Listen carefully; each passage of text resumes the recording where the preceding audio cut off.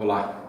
No vídeo anterior, a respeito da negociação coletiva, ressaltei a sua importância para o equilíbrio e a estabilidade na relação entre empregador e empregado.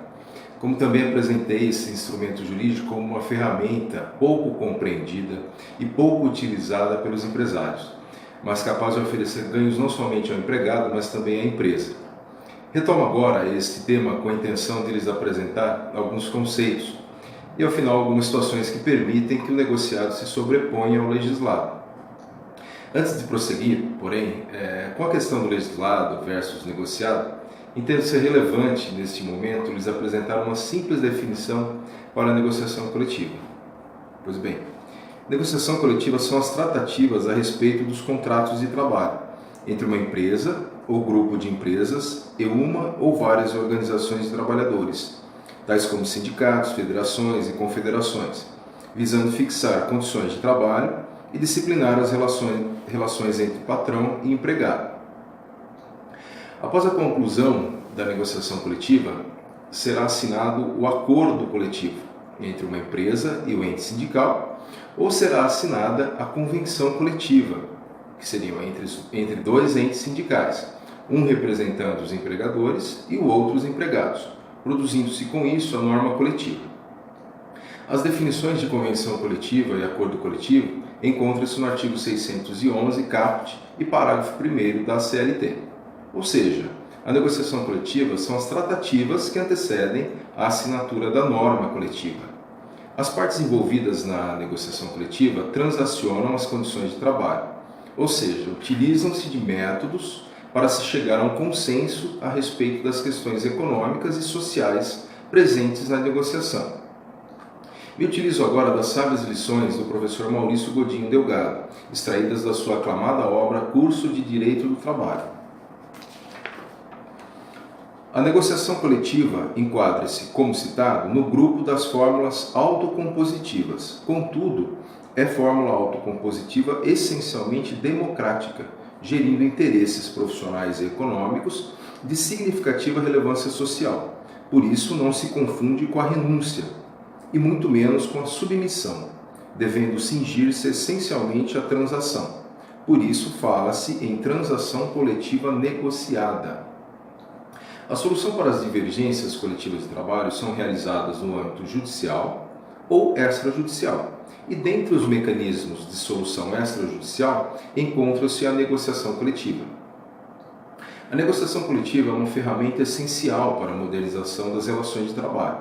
Ela permite que trabalhadores e empresas ajustem, de comum acordo, as condições de trabalho específicas para a empresa, setor ou região, de forma a atender a seus interesses mútuos em determinado momento e pelo período ajustado. O Supremo Tribunal Federal tem debatido bastante o tema e sinalizado a necessidade de se valorizar a autonomia coletiva da vontade e de se estimular a autocomposição nos conflitos trabalhistas, como já preconiza o artigo 7º, inciso 26 da Constituição Federal.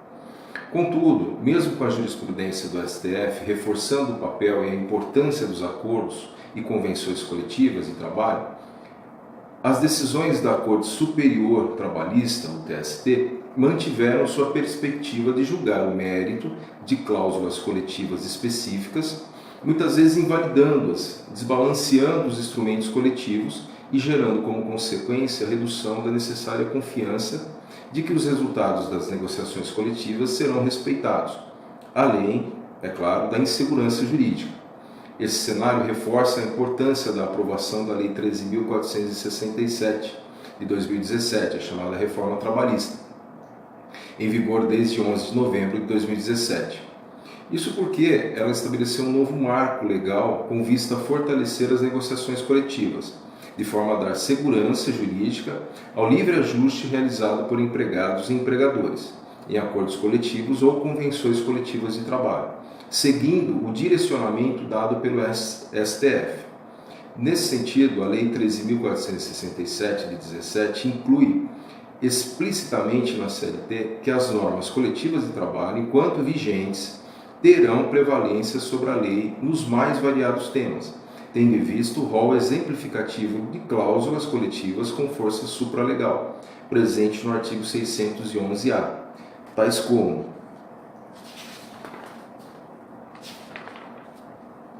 jornada de trabalho, intervalo para repouso e refeição, desde que respeitado o mínimo de 30 minutos, remuneração por produtividade, banco de horas anual, participação nos lucros e resultados, entre outros. Ademais, a Lei 13.467 estabelece também que a negociação será válida e terá prevalência sobre a lei, respeitados os limites estabelecidos especialmente no artigo 611-B. Este dispõe ser objeto ilícito de convenção ou acordo coletivo apenas normas que suprimam ou reduzam um rol taxativo de proteções, principalmente as estabelecidas no artigo 7º da Constituição Federal. Entre elas, podemos citar normas de identificação profissional, valor do depósito mensal do fundo de garantia, da multa rescisória, salário mínimo, valor nominal do 13º salário, repouso semanal remunerado, seguro contra acidentes do trabalho, proibição de trabalho noturno, perigoso ou insalubre para menores de 18 anos de idade, direito de greve, tributos, salário, licença maternidade, entre outros. A referida lei reforça ainda mais o livre ajuste coletivo entre empregados e empregadores ao estabelecer no parágrafo 3º do artigo 8º da CLT que deverá ser respeitado o princípio da intervenção mínima na autonomia de vontade coletiva. Tem-se, na verdade, um novo marco para as relações do trabalho no Brasil, que privilegia o diálogo, a boa-fé e a construção de comum acordo de condições de trabalho. Com esse novo quadro, espera-se a criação de um ambiente favorável ao desenvolvimento de uma negociação coletiva livre, forte e autônoma, capaz de formalizar em seus instrumentos acordos coletivos e convenções coletivas, os anseios das partes que se colocam livremente no processo de negociação. E dentro desse novo ambiente, inserem-se também as autoridades públicas, como o Judiciário Trabalhista, dos quais se espera uma jurisprudência mais favorável aos ajustes realizados por negociação coletiva. Longe de esgotar esse importante tema da negociação coletiva, esses são os pontos que me propus apresentar aos senhores e espero tenham sido esclarecedores. Caso ainda pairem dúvidas a respeito, permaneço à disposição. Será um prazer atendê-los. Um forte abraço.